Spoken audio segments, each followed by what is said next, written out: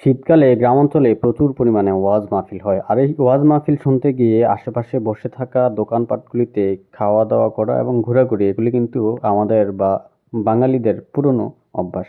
তা আমরা আজকে চান্দিনা আন্তর্জাতিক কিরাত প্রতিযোগিতায় সবাই আসছি। আসার পরে ঘুরে, ঘুরে আমাদের খাওয়া-দাওয়া শুরু হলো। ১ম এ আমরা জিলাপি দিয়ে শুরু করলাম যে মাহফিলে গেলে বিশেষ করে যে গুড়ের জিলাপি এটা খুবই পছন্দ। তারপরে হচ্ছে আমরা একটা হালিম দোকানে গেলাম। সেখানে গিয়ে দেখলাম যে গরুর ভাজি করে তারপরে আপনার হচ্ছে যে মাংসের হালিমের সাথে এগুলি তারা বিক্রি করতেছে। তো আলোচনা করে আমরা সেগুলিও নিলাম। খাওয়া-দাওয়াটা আসলে আ আমাদের সবারই কমবেশি পছন্দ। তো হালিম খাওয়ার পরে ভাবতেছিলাম যে কি খাওয়া যেতে পারে। পরবর্তীতে আমাদের আরেকটা পছন্দের খাবার আছে, এটা হচ্ছে ডিম কেক। এটা কিন্তু চান্দিনার মধ্যে যত আ মানুষজন আছে এই কেকটা বানায়, তার মধ্যে এই ভদ্রলোককে আমরা খুঁজে বের করছি। সে কিন্তু খুব ভালো বানায়। আগেও তার কেকটা খেয়েছি।